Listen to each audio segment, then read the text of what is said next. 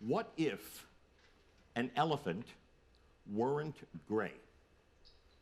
I'll think about that for just a second. What other color might an elephant be? I mean, I suppose it could be brown, or maybe black. I've heard the expression white elephant before, and once at the circus I saw a pink elephant. But what if an elephant weren't any of those colors, not gray, brown, black, white, or pink? What color could you imagine it being? How about a blue elephant? Pretty, right? I mean, pretty for an elephant, but pretty. What about yellow? Do you know what we'd call that? A yellowphant, right? Yeah. How about purple? Or green? No, wait. Lime green with tangerine polka dots and wearing a hat. What if an elephant looked like that? And please, before you get all excited, no, I am not Dr. Seuss. Sorry. But do you know what I just did right here in this room in front of all of you? I created something. Possibly something that's never been created before. And from the look of that elephant, that's probably just as well. But I created it simply by asking the question, what if? And then being bold enough and maybe crazy enough to answer that question. You see, what if is like a magic incantation. Simply by saying those words to ourselves, we begin to see amazing things. We're no longer limited by our perception about the way things should be or the way they always have been. No, instead, we begin to see possibilities for the way things could be. In other words, we start to think outside the box. Every great innovator, in one way or another, has asked herself or himself that question. At some point, Steve Jobs asked, what if we could create a device that would allow us to carry in our pockets the collective knowledge of the entire world? Now, I'm sure Steve Jobs didn't anticipate Angry Birds or, what is it, Fortnite? But I think he had a pretty great idea anyway, right? And that's probably an image you will not get out of your mind very soon. Several years ago, a young woman named Stephanie Germanotta asked herself, what if I showed up at a big, highly publicized public event wearing a dress made out of meat? Yes, I said meat. Now suddenly my green elephant doesn't seem so weird, right? A meat dress. You might know Stephanie Germanotta by her stage name, Lady Gaga. Yeah. And who could have imagined that she would go on to win an Academy Award, 9 Grammys, sell tens of millions of albums, and establish herself as one of the most innovative artists in the world before the age of 33. You know, even Pizza Hut at some point asked, what if we baked the cheese right into the crust? That's innovation. Come on. Have you tasted that stuff? It's awesome. Every innovative achievement is actually created twice. First, in the imagination, when someone asks, what if? And then, and only then, in the physical world, when that idea is brought to life. You see, imagination is the key that unlocks creativity. And creativity is the doorway to innovation. Just think if every one of us were asking ourselves that question every single day. But of course, as we know, that's not the case. In fact, the vast majority of us don't even consider ourselves to be all that creative. In a study conducted by Adobe with 5,000 adults around the world, only 1 in 4 people said they felt they were living up to their own creative potential. 75% of us don't feel we're creative enough. We live and work in a world that's driven by innovation, and only 75% of us all are afraid to ask that question, what if? So why is this? Why is it that so many of us suffer from this creativity inferiority complex? Well, where we get hung up on this whole topic of creativity is when we think to ourselves, well, I can't draw a simple stick figure. I can't write one decent line of poetry. I can't sing Happy Birthday in tune. And so I mustn't be very creative. I mean, only those creative types can be really creative, right? But you see, those things I just mentioned refer to artistic talent, not creative thinking ability. Art is only one way that creative ideas are brought to life, just like science, technology, engineering, math. All of those disciplines can be and are applied every single day to turn ideas into new realities. For most of my life, I've actually been one of those creative types I mentioned a minute ago.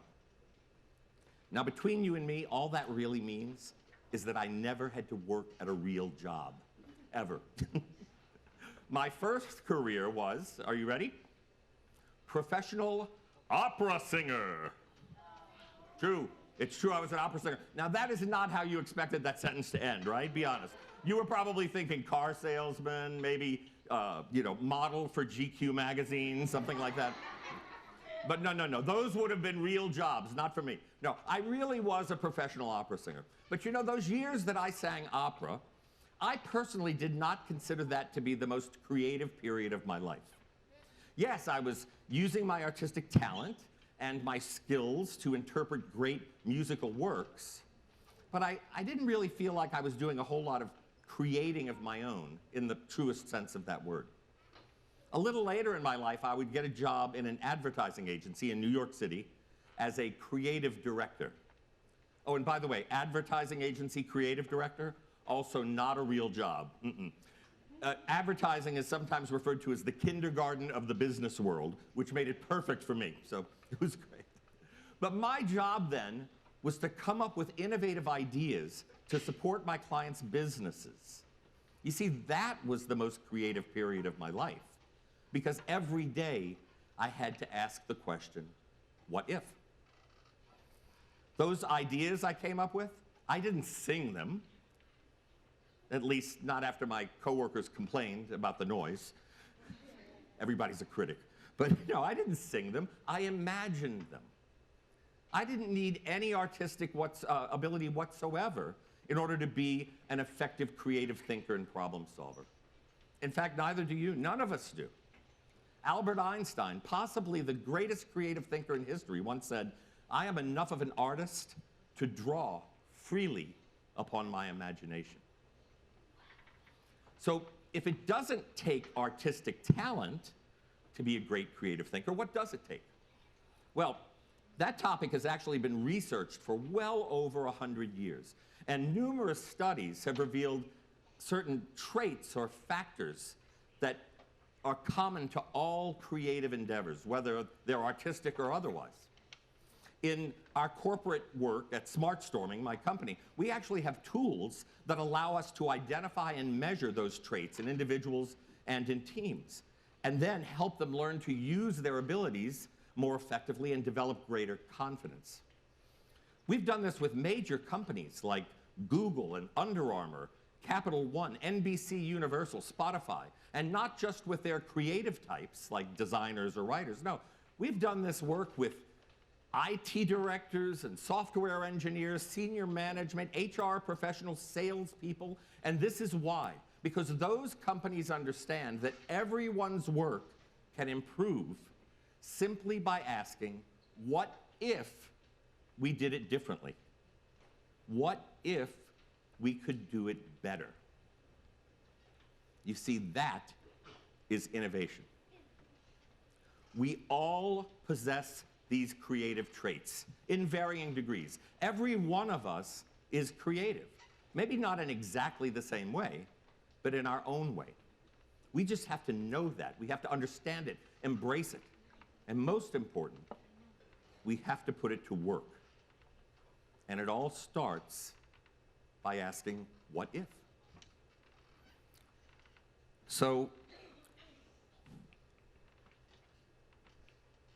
what's going to be your what if? What color will your elephant be? It can be whatever you want it to be, as long as you can imagine it and you have the courage to share it with the world. So when I was preparing for today, I asked myself that question, and not just about my crazy elephants. I asked myself, what if a speaker weren't just a speaker? What if a speaker could be something more? What if a speaker could do something else? And in my imagination, this is what I saw and heard.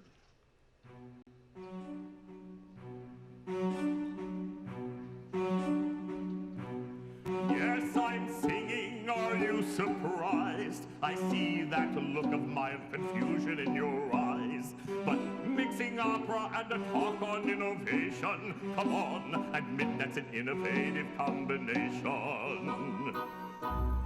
First I speak, then a song. Don't worry, this is TED. It won't last very long. Yes, innovation, that's my obsession. But you see, Mom and Dad spend so much on my voice lessons.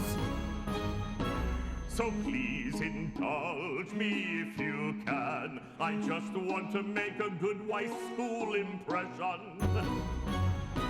I hope you see just how I weave it all together seamlessly. If you agree, I hope that you'll begin to ask what if with me.